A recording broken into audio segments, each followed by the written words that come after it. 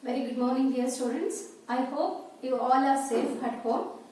Students, first I would welcome to you all second PUC. So, before start the syllabus or before start the subject, I will give the introduction about second PUC computer science syllabus. Okay?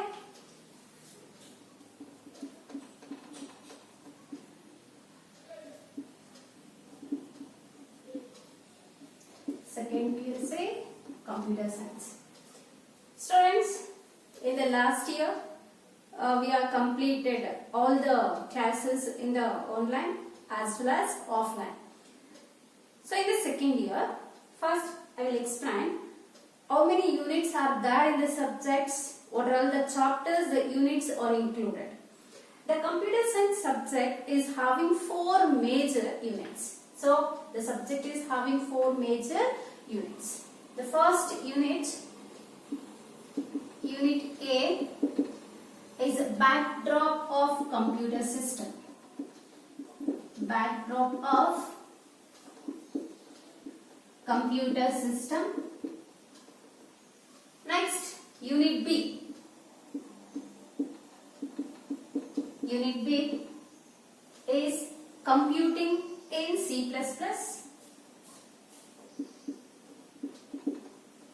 Computing in C++. Unit C is large data, database and queries. And the last unit, Unit D, is advanced concepts of communication technology.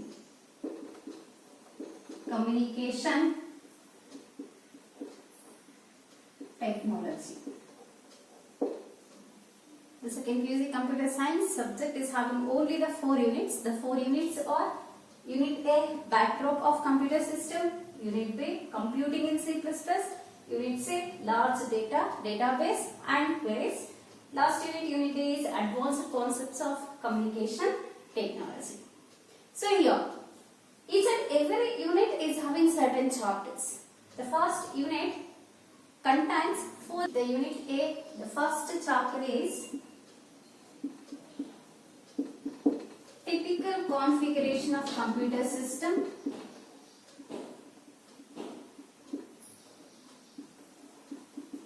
Typical configuration of computer system. Second chapter is Boolean algebra.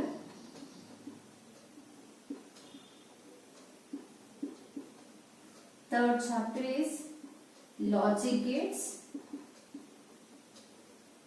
And fourth chapter is data structure. Data structures. Students, what is the name of the first unit? It's a backdrop of computer system. So we have discussed what is computer, what are all the functional units of computer, how those functional units can work, what is the functions of each and every unit, how the data should be processed in the CPU. Next, what is motherboard, what are the types of motherboard, what are all the important factors the motherboard is having. So how many important components the motherboard is having, what is the functions of each and every component present on the motherboard, how we are give the supply, power supply to the computer system, what are the 2 methods we are used to supply the power to the computer system. All these concepts we are discussed in the first chapter. Typical configuration of computer system. So this chapter is completely theory chapter, and here we are discussed only the related concepts of computer. Next, the second chapter name is Boolean algebra. See here, you heard these 2 words separately, right? Algebra. Already you heard this word in mathematics subject. Algebra contains full of equations, formulas, derivations. So by using the variables process we have framed the formulas. So here Boolean means the name of bool is 2. Boolean means it is having only 2 values. So the computer understands only the binary language. The binary language digits are 0 and 1. That 0 and 1 we are called as a Boolean values.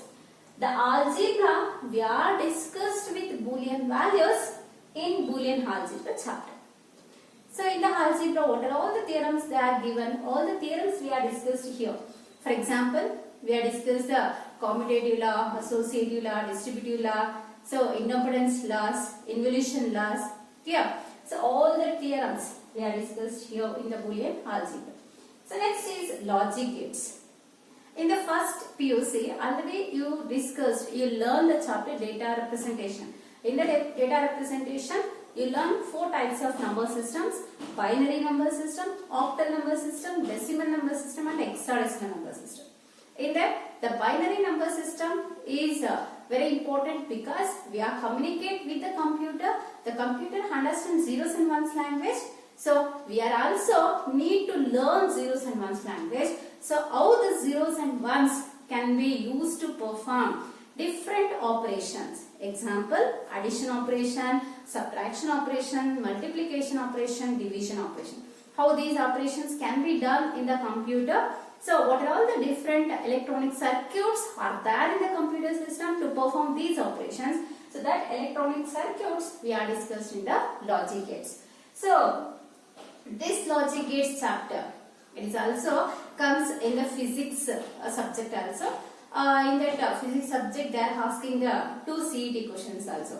First year students, those 2 questions are very easy because here we are discussed with the practical how the logic gates are work in the computer system to perform the different operations. Next is the data structure. Students, we know computer is having a memory. That memory we are used to store our data safely. Clear? Because the data we are reused again and again when we require. For that purpose, we have stored the data in a computer memory.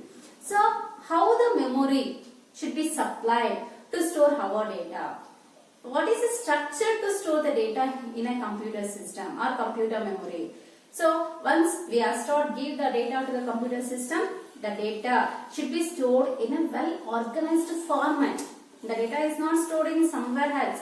It is stored in the well organized format. So that way or the process of storing the data in a computer system we are discussed in the data structure concept or data structure chapter. Here what are all the different types of data structures are there? How these structures are different to each other, how the data should be stored in these structures we are discussed in this chapter.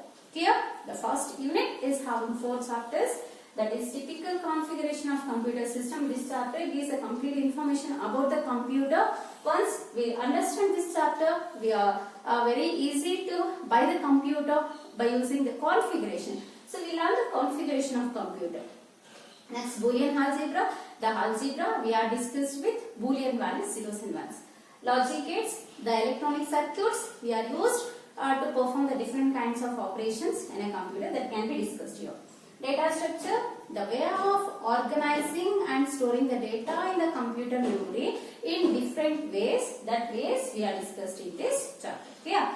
Next, the second unit, the name is computing in C++. Computing in C++.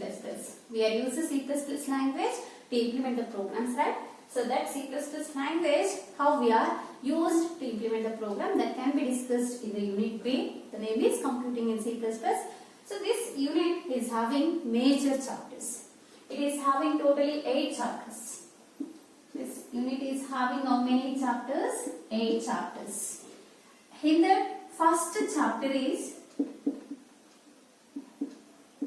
so I will give the continuation chapter number in the unit A, 4 chapters.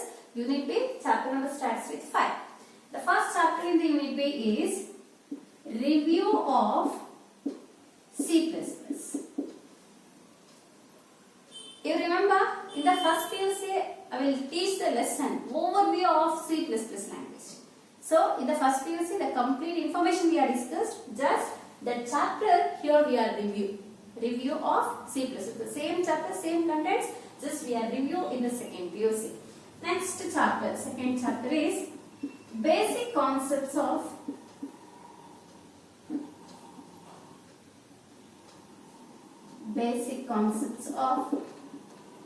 OOP. OOP stands for Object Oriented Programming. And the first PUC also, sir is doing this chapter OOP. The same chapter in the second PUC they are included because it is very important. The basic definitions we are taken from this chapter and we are use it definitions and concepts we implement the program.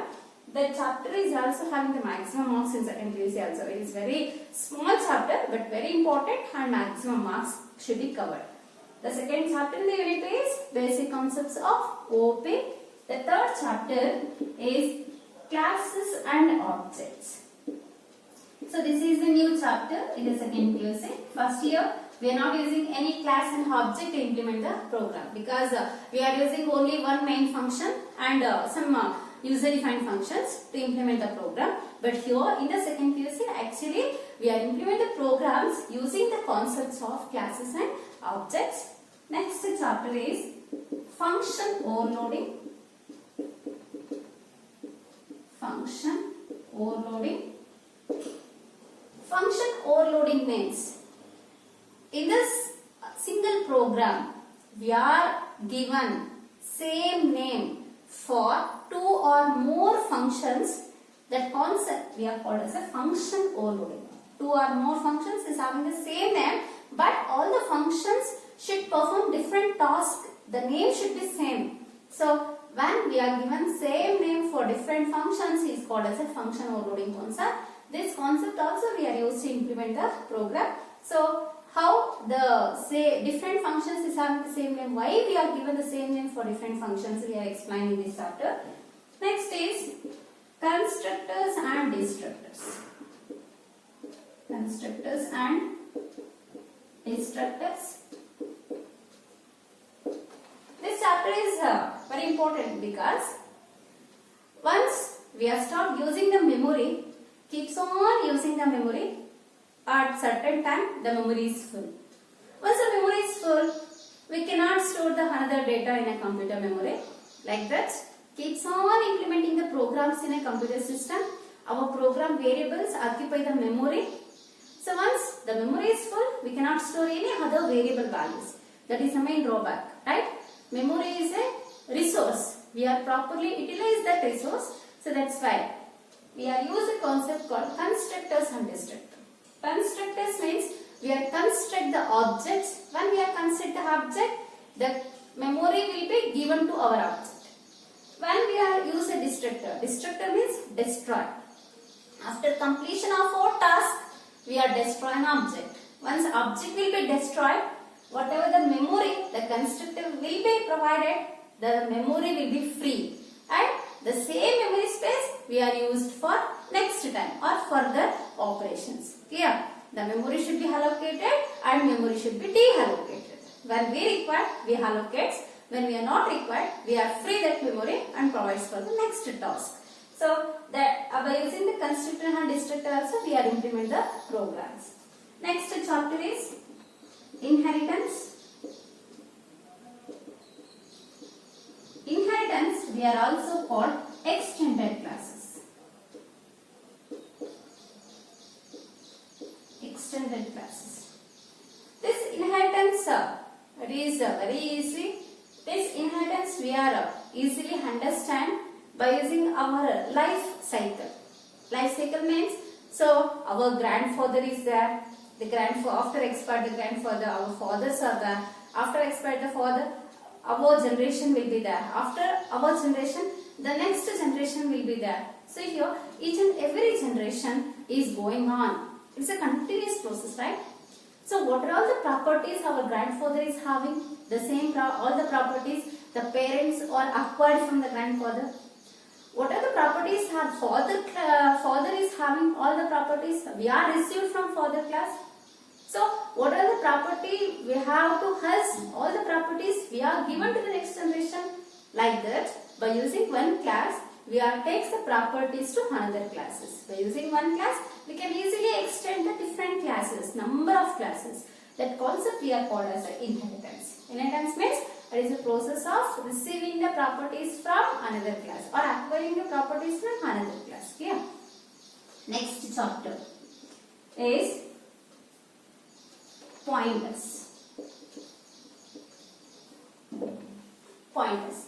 So, till now, by using OOP concept, we are implementing classes, function overloading, constructors and inheritance program. We are not using any address, computer memory address. Computer memory is having the address, right? So that address we are not used. Just we want to store the data. We are using the variables in our program. Whatever the values are stored in that variable, the value should be retrieved and calculates the data. Finally, our program will generate the result. But actually, we want to know how many bytes the variable is required to store the value. What is the address of that number of bytes? So, that address we are access by using a concept called pointers. Pointer is a variable. It holds the address of another variable. Clear? So, we are retrieve the address of the variables. We are learn pointer concepts. Next chapter is data file handling.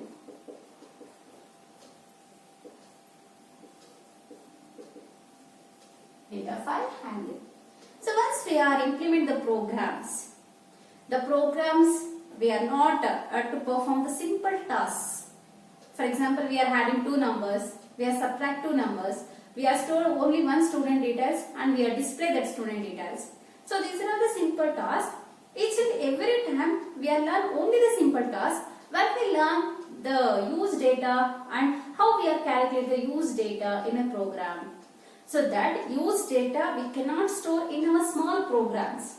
So that data we are safely stored in the hard disk. So we are implement program by using a C++ language and we are give the connection to the hard disk. In that hard disk the data should be already stored.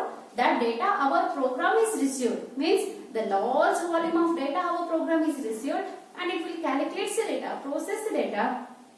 The generated results again the program will be stored in the hard disk. Clear? So that concepts we are discussed in the data file handling. We have stored the data in the files. That file we are accessed through the C++ language and what are all the different concepts we are used to access the data from the files using C++ language, how the data should be processed, how the data should be stored in the file concept, files, these concepts we are discussed in data file handling. Clear? So unit B is computing in C++. This unit is having major chapters, 8 chapters. The 8 chapters are number 1 overview of review of C++ language. Number 2 basic concepts of OOP. Number 3 classes and objects. Number 4 function overloading. Number 5 constructors and destructors. Number 6 inheritance. Number 7 pointers and number 8 data file handling. Next we are go for unit C. Is large data, database and queries. Large data means just assume in a bank they are stored a large volume of data because each and every bank is having lakhs to gather customer details or accountant details. Each and every second the millions of transactions should be takes place in the world. All the transactions can be stored in the computer. It is very efficient, so it does not doing any mistakes. So that large volume of data we are stored in a computer. What all the different large data we are used in our computer system and how the data should be handled. Means how the data should be stored. The banks is having a particular format to store the data. For example, schools. The schools are stored the student details. So each and every school is having number of students. All the student is having a particular details. That details can be stored in the schools and the school is having the board that board is stored all the school student details along with the teachers details. The college is having the PU board, so that PU board is contains lapsed together college student details along with the faculty details. Next, the universities is having a number of degree colleges. All the degree colleges student details are stored in the universities. So here, that for example, hospitals can store employee details, patient details. So all bill pay details, all these financial details, all these medicine details, all these details are stored in the hospital database. Clear? So the different databases are there. All the databases should store a large data. That database, how the data should be organized, that can be discussed in the databases, and after storing the data, we want to retrieve, right? So how the data should be retrieved? By using the queries, means by using some questions or by using some applications, we are accessing the data from the database. For example, we are using PhonePe, Google Pay, Paytm. So we are using certain ATM centers, or we are used websites, or we are used a number of applications to access the data from different applications. Clear? So the applications or certain front-end platforms, we are used to access the data from the database using queries. So this unit is having only 2 chapters. The 2 chapters are here in the last unit, where the chapter is science 8, right? Not 8, 12, right? Here the 13th chapter is database concepts.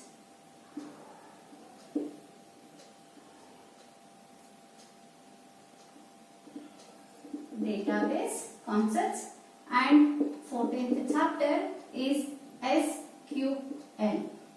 SQL stands for Structured Query Language.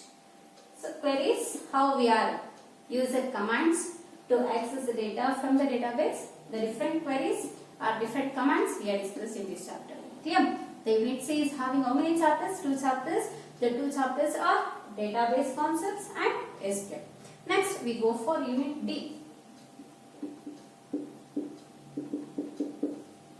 Unit D is advanced concepts of communication technology.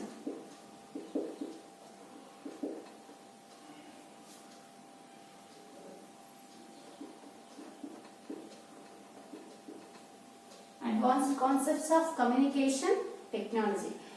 So nowadays we are used a number of advanced concepts, right? So all the different advanced concepts we are used to communicate with others. So whatever the advanced concepts are there means, here we are mainly discuss 3 chapters. The 3 chapters are chapter number 15 is networking concepts. Networking concepts. Next, 16th is internet and open source software. Internet and open source software. And 17th is web designing. These are the important chapters we have learned in the unit D. Networking concepts.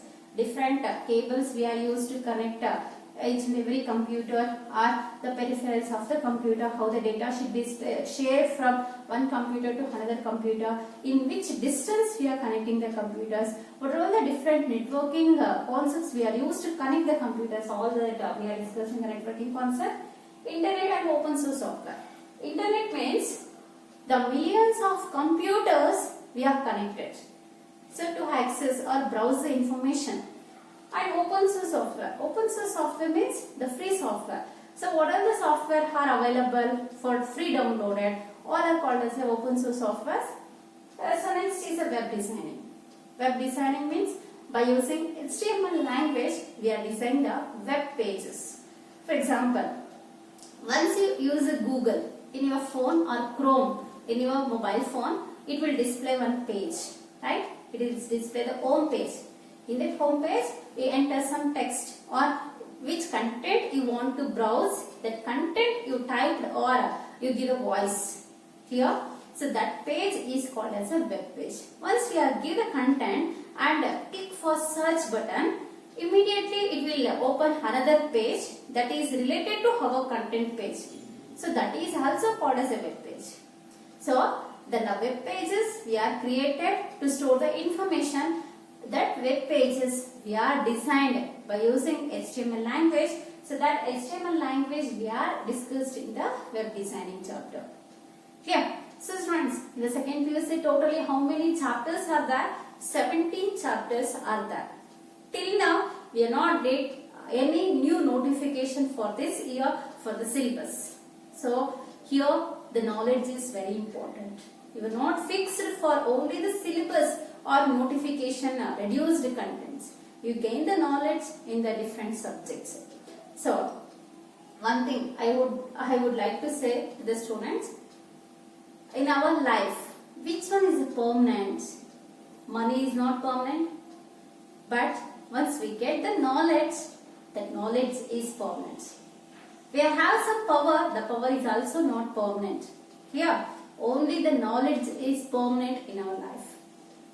So money, we are lost somewhere or sometime. The power, we are lost sometime. But knowledge, it is living with us unless our last second, right? So now you give the importance to the knowledge.